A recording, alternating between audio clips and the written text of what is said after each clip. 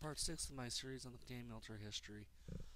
In the last video, we're talking about what happened in April 1951 on Hill 677.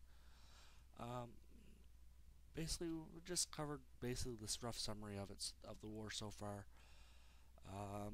This one I have more information done, already written out for me.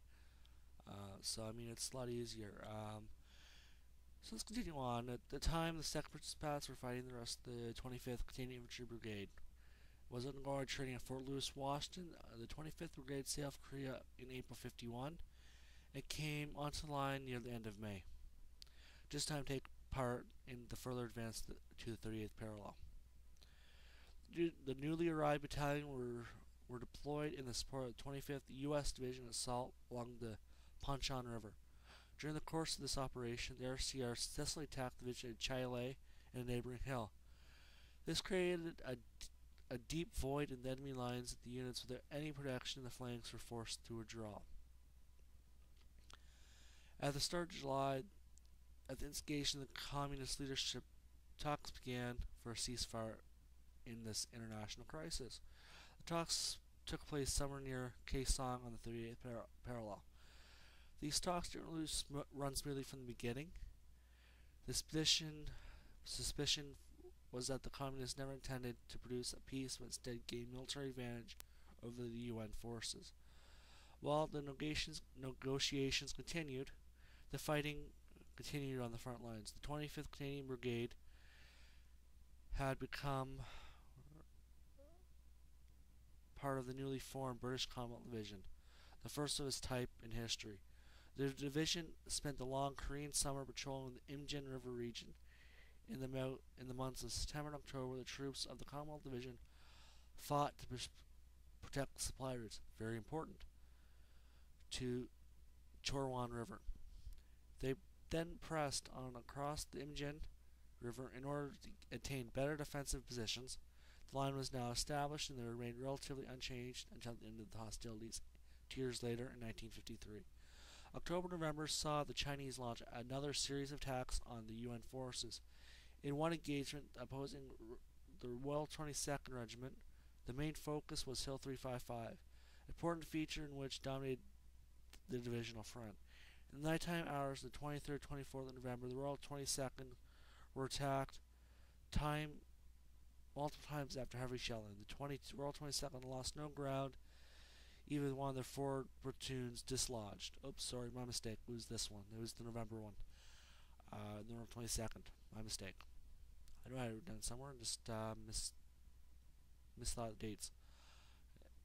Time, place, and location. Sorry about that. I stand corrected. My own work. The Royal 22nd lost no ground, even with one of the 4 platoons dislodged and another surrounded by the Chinese.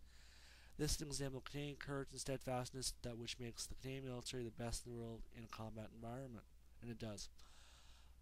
As the ceasefire negotiations were renewed, orders were given to the field commanders on November 27th that there are to be no further combat patrols to be going out, and the artillery is to be limited to defensive fire and counter-battery fire only, similar to what the Canadians did prior to the Vimy Ridge assault, counter-battery in the First World War. However, this didn't last long. The enemy forces still continued to shell and send out patrols. The restrictions were lifted gradually from the winter of 1951 and 52 until the end of the Korean War. There was a period of static warfare. The Korean War became a war of raids, booby traps, and mining, bombardment, casualties, and constant patrolling. The situation that was faced here was what the soldiers that fought in the Vietnam faced pretty much from the get-go, as when they arrived in the country. A system for the rotation of Canadian troops began with the relief of the 2nd Princess Pass by the 1st Battalion in 1951. In April 52, the 1st Battalion RCR Royal Canadian Regiment and the 1st Battalion Royal 22nd replaced their sister 2nd Battalions. Brigadier M.P. Bogert took command. B Squadron and Lord Struckenhorse replaced C Squadron in June. The other units of the original force were similarly rotated. The second rotation began in June began when the third Princess Pats arrived in November 52, followed by the 3rd RCR, the 3rd Royal 22nd, also A Squadron, the Lord Strathcona. Another replacement arrived, Brigadier J.V. Allard, became the Canadian commander in the Canadian Theatre until 1954 when Brigadier F.A. Clift succeeded him at the final rotation of Canadian troops. The fighting dragged into 1953 under the name of the Twilight War. The defense on either side grew stronger as well as deeper. Canadian troops were engaged in patrolling and in raids with the goal of dominating no man's land. And this is what they were good at in the First World War.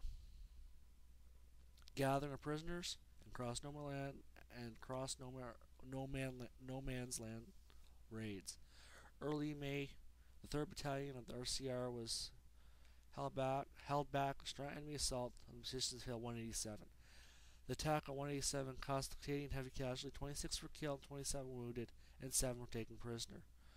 Combat in Korea finally came to an end on the 27th of July 1953 when the Korean Armistice Agreement was signed in Panmunjom. In every phase of the Korean War was a combined effort of all participants. The United Nations forces, both in the air and on the sea, played a very important role. Without air power and without naval supremacy, the campaign on the ground would next to impossible. Korea, being a peninsula, offered unusual scope for naval forces to support ground operations. Canada provided a total of 8 destroyers to assist the United Nations. Naval forces and the ROK, Republic of Korea Navy colleagues, they performed a variety of tasks. For example, they maintained a continuous blockade of the enemy coast. They also prevented the enemy from launching amphibious assaults and providing support for the ground force by bombarding the enemy-held coast areas. Also by attacks by carrier-borne aircraft. In addition, they protected the friendly islands as well as brought in aid and comfort to the sick and needy of the South Koreans' isolated fishing villages. The Royal Canadian Air Force was unable to provide any fighter squadrons to the United Nations. However, 22 Canadian fighter pilots, on exchange with the U.S. 5th Air Force, RCF fighter pilots flew with FA-equipped fighter interceptor squadrons. One of the Canadian pilots, Omar Levskev, who spent most of the Second World War in a German POW camp, was the first Canadian ever in air combat with a jet fighter flying an F-86 Sabre. Altogether during the Korean War, 26,791 Canadians served in the Korean, and another 7,000 served in the Korean theater between the ceasefire and end of 1955. The United Nations forces, including the South Koreans, the fatal and non-fatal battle casualty number to about 490,000. Of those, 1,558 were Canadian. The names of the 516 fallen soldiers are inscribed in the Korea Book of Remembrance in Ottawa.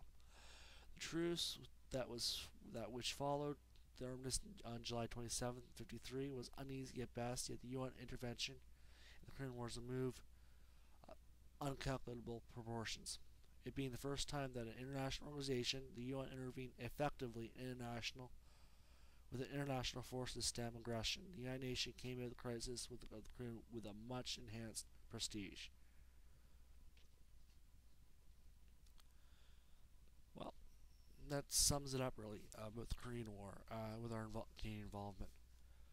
I hope that is informative to everybody. The next one we're talking about is actually a little bit of game into peacekeeping operations, which won't be for another few days. I'll just dig some information up on those, some more information up, and I'll verify the facts again. So, I mean, any factual errors I make, please point them out. I'll be more than happy to credit you to fix the problems, or leave a note for a correction. And I hope everybody has a good night and they enjoyed this part. See you again soon. Bye.